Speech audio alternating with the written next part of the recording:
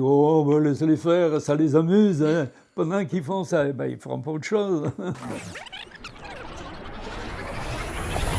Neige du soleil, ça c'est Chaillol. Adrien Lombard, 93 ans. J'habite Chaillol depuis ma naissance. J'ai jamais quitté mon cher petit pays. Avec Pierre Escalier, on avait entendu parler que Ansel avait mis un petit appareil de remontée mécanique qu'on appelait un va-partout. Certains l'appelaient même le bouffe-mitaine parce que quand on s'accrochait à la corde, on y laissait un petit peu les gants ou la peau des mains. Hein. On s'est lancé dans une opération que on ne savait pas où elle allait nous mener. De faire une petite remontée pour qu'on puisse remonter tranquillement et s'entraîner un petit peu à passer entre les piquets parce qu'on avait un peu quand même l'esprit compétition, quoi. Donc on a démarré sur la colline de Mouron qui se trouve à côté du village de la Villette. Alors donc ça c'était les années 57-58 et on s'est dit bon, il faudrait qu'on essaye de faire une véritable remontée. On a opté pour donc des pylônes en portique. On avait récupéré des rails de chemin de fer à voie étroite qui avaient été utilisés par les Italiens qui avaient construit le pont des Marrons. Et on a tourné comme ça pendant 2 ans, de 61, 62, 63, une année, mais presque complètement sans neige.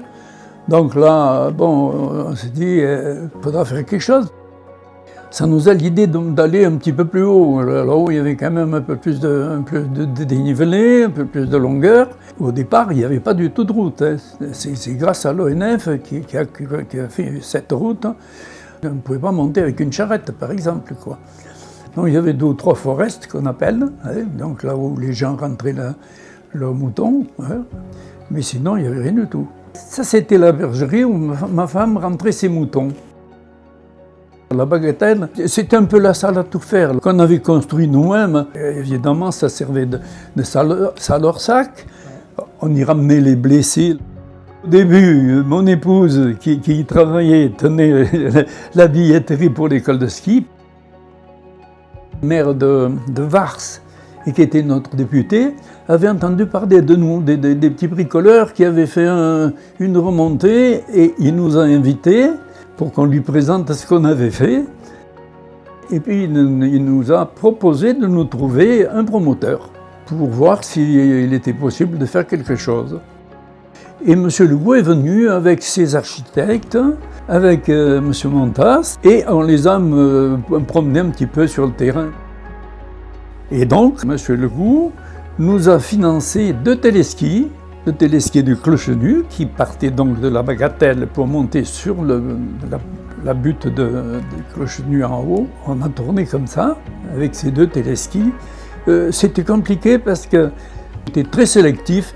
On pouvait presque attribuer au moins 2 étoiles à celui qui arrivait en haut. Il n'y en a pas beaucoup qui arrivaient en haut, c'était pas idéal. Mais enfin, ça a permis de démarrer. Pour les classes de neige, c'était un véritable problème, parce qu'il y avait trop de différence entre le petit téléski du Pinato. Pinato, c'est pas le nom, en fait c'est Pinateo, mais c'est les noms de notre patois. Voilà comment ça a commencé. J'en partais, il n'y avait rien à faire à Chaillol. Hein. Ça évitait que les jeunes partent, et certains sont revenus.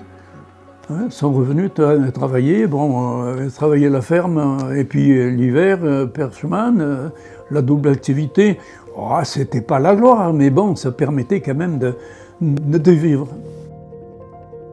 Sans aucun doute, ce qui nous aura le plus marqué, c'est nos déboires et quand même la petite réussite d'avoir construit nous-mêmes un téléski agréé.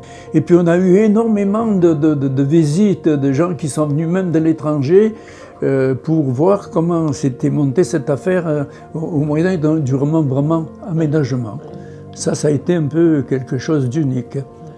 Aujourd'hui, la station de Chaillol a 60 ans. Elle a réussi à tenir le cap jusqu'à aujourd'hui. Cette station a été créée par rapport à un remembrement aménagement qui était à peu près le seul qui a été fait en Europe.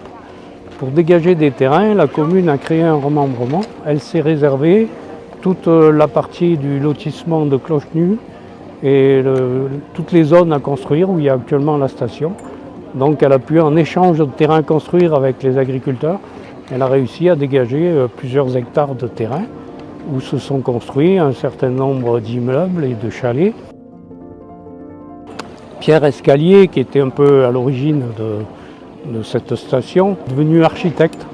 Et c'est lui qui a créé une station intégrée dans le paysage, pas faire une station monstrueuse avec des immeubles énormes. Là, ça a été limité par la taille, par la hauteur. Donc ça a permis de faire une station village. Moi personnellement, j'enseigne ici depuis 1976. Vous voyez, c'est juste après la guerre là. Et Pierrot est arrivé tout de suite derrière d'ailleurs. Il est arrivé de Merlette, les grandes stations, donc il nous a impressionnés quand il est arrivé. Voilà, puis après petit à petit on s'est adapté, voilà, et puis on a passé des générations, hein, ça en fait plusieurs qu'on va passer.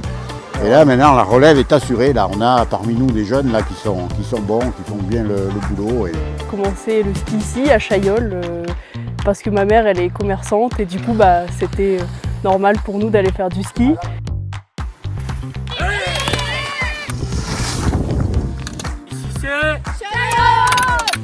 Jeff et Thierry, ils m'ont porté jusqu'à l'équipe compétition Champsor où j'ai fait des bons résultats et ça m'a permis d'intégrer aujourd'hui le comité Alpes-Provence où je fais ma 4e année FIS actuellement. Aujourd'hui, j'espère montrer l'image d'une fille qui arrive en venant des petites stations et ça me tient vraiment à cœur de représenter aujourd'hui ma vallée et ma station sur tous les événements que je fais. Je remercie également les fondateurs de Chaillol d'avoir créé la station. C'est grâce à eux que j'en suis là aussi parce que sinon j'aurais jamais fait de ski s'il n'y avait pas eu la station à 20 mètres de chez moi. Ça c'est Chaillol.